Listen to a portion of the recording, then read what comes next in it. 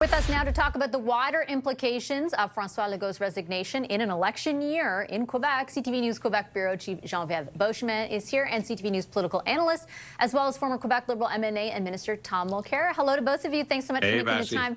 Tom, I'll start with you because I'm having a bit of deja vu. Just a few weeks ago, we were at this time on this very program talking about the resignation of Liberal leader Pablo Rodriguez. Yep. My first question to you at the time was, did he have any other choice?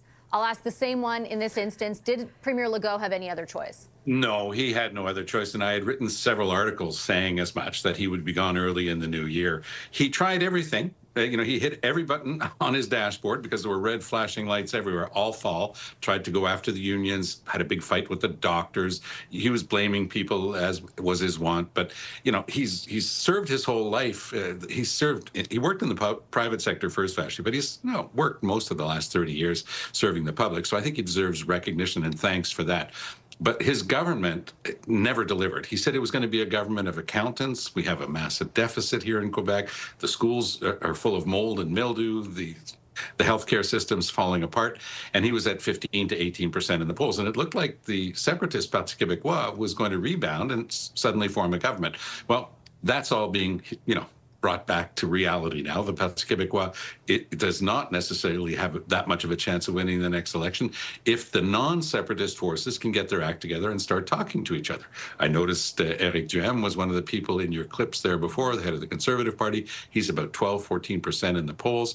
The Liberals are mid-20s. The 65% that don't want separation, don't want another referendum, are split amongst 4 different parties. And so that's the big trick right now. How do you bring and coalesce those parties and bring them back together again? And I think that Legault did something unique, because for 2 generations, Quebec politics was all about federalist versus separatist, not a question of economic vision or even social vision. It was a constitutional divide. It's a fake divide. So now people are going to have to ask themselves whether they want to continue with the fight between sovereignists and federalists, or they want to go to a system that's more in lockstep with what happens in the rest of Canada. Are you going to have a vision for the economy and for your social programs? And is that what you're going to be able to put forward? Legault's party, I think, is sunk without him. They'll put up a new leader, but I don't think they'll have much of a chance. And the Liberals are resurgent. They've got a young leader who's replacing Pablo Rodriguez. His name is Charles Milliard. He's more like the Robert Bourassa type. So I think everything is being rewritten right now in Quebec politics. And what a first 2 weeks of a year we've had. I mean, everything that's gone on internationally, south of the border, and now here in Canada, and we're not even halfway through January. As for the particulars, Geneviève, of what led to this moment, because I know Quebecers will be intimately familiar with all the various controversies that the Premier found himself in, but for those outside of the province, ultimately, what was it that forced his hand, do you think? Well, it's really hard to pinpoint exactly what it was, because it was a series of flip-flops, a series of crises that he had to deal with throughout his second mandate, really. I was reflecting to the fact that, really, in November 2023, he was dealing with something that was a bit unusual. He had paid millions of dollars to bring the LA Kings here to Quebec City to play here. And there was a backlash in the population. This was on the verge of the public sector strikes, those going on strike. We're talking about the fact that, hey, we have money to bring NHL players to this province here when we could have it for free. And they're coming, we're paying for this while we're needing more salary increases. This is completely disconnected. And at the time, it was striking to me that the Legault government was unable to really kind of quiet that kind of talk, that kind of criticism over hockey, really. And it just continued after that. There were a series of other issues that came to the table. The digitization of the Quebec Automobile Insurance Board services, really, there was cost overruns that were just massive. There was an inquiry over that. There were also a number of issues leading to questions about secularism, where there were laws that were brought into place that were controversial and that many people had been talking about. So it really is something that was a momentum that had been building over months and months, and in fact, years and years. It sort of started with he had all this in his back pocket, this credibility, the affection of Quebecers, but over time really lost the confidence of Quebecers. It was evident on the streets of Montreal today, talking to people. People are saying it was about time. It is time to have change. And now that's interesting. It's something that Legault has been telling Quebecers, don't focus entirely on change, really focus on issues like the French language and on the economy. But really, when you talk to Quebecers, they say, we've had enough of this. We need something new.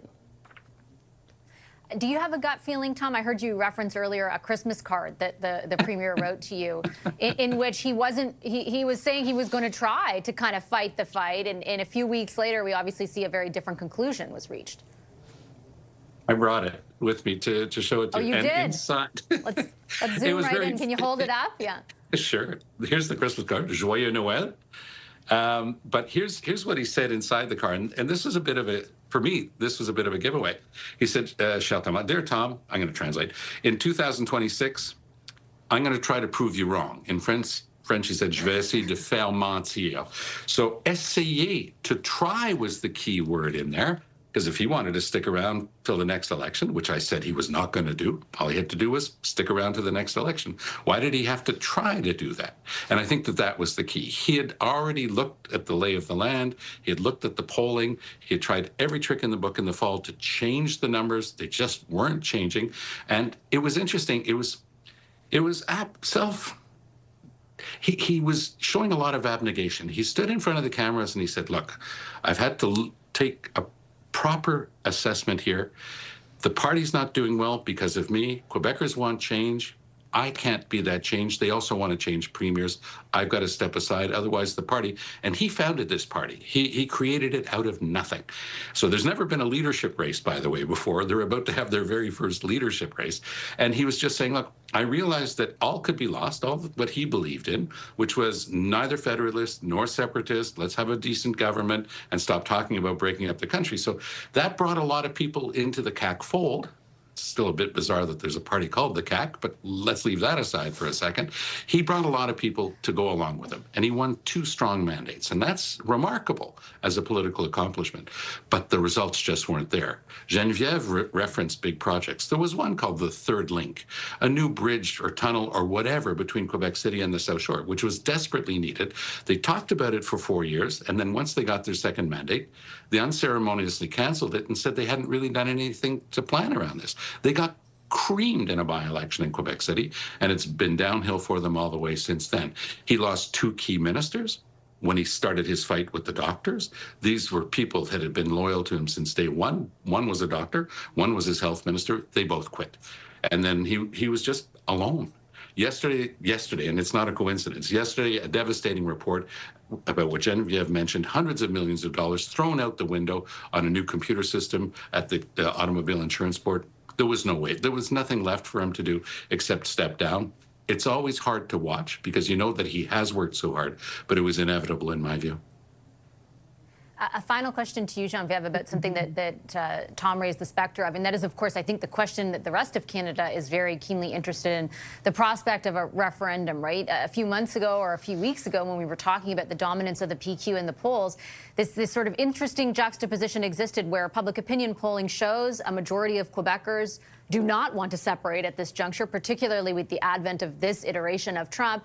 But at the same time, the PQ leader is promising very specifically to hold a referendum on the subject. How much does this, in combination with now a Liberal leadership race in the province, kind of throw things into a tailspin or cast more doubt on what was feeling like an eventuality in this fall's election? Well, it really does shake things up, and Tom alluded to that as well. It really is now just a big shift in the political landscape that we've been looking at for the last few months. Is it when François Legault was first campaigning, I went with him in the early days of his first political campaign here in Quebec, and he was talking about setting aside that federalist, separatist divide, the fights of the old days. He was calling it, he was saying this is all gone, where I'm going to focus on something else. There were a lot of doubters, people saying, as Tom was saying, in this province, this has been the lay of the land. We've been fighting. We've been sort of putting up these 2 parties against one another, and that's always the talk. And then over the years, that went away. But the polls have been saying there were, under Legault, people were really not. He did set that aside for a number of years. There is this talk about the referendum, and this is the kind of dilemma that we've seen in Quebec so many times over and over again. People are willing to vote for a party that supports a referendum on sovereignty, even though they don't want a referendum on sovereignty. And it sounds a little bit wacky in so many ways, but it is the fact that people here say they're looking at other issues, especially when they were looking at the political landscape before. Who were they going to vote for? There was a Liberal Party that was in disarray. There was issues that they were looking at with their leadership campaign. They were looking at Legault, they felt was a man that was not the man for the job. He had lost the confidence of Quebecers. And there was the Conservative Party, which has not been that popular here. So it really was a bit of a choice as where to look for. And they were looking to this young leader, Paul Saint-Pierre Plamondon, and they were saying, well, this could be a leader that could take Quebec into the next generation. They were looking about the fact that he was really sort of projecting a new image. Now, he was still talking, vowing to have that referendum, and that it was a bit of an issue. Many people saying, well, you know, I understand, I don't want a referendum, but I'll vote for him. Now, things are changed. There is going to be a new leader, and it doesn't, as Tom was saying, it doesn't mean that the CAQ will itself be revitalized by that leadership campaign, but it does change the lay of the land, and that'll be interesting to look at how things will align over the next few months. There's not that much time. You know, the election is in October, so it will have to be pretty speedy to replace, you know, the leader of the opposition, the premier, and get all the cards to fall into place some way here in Quebec.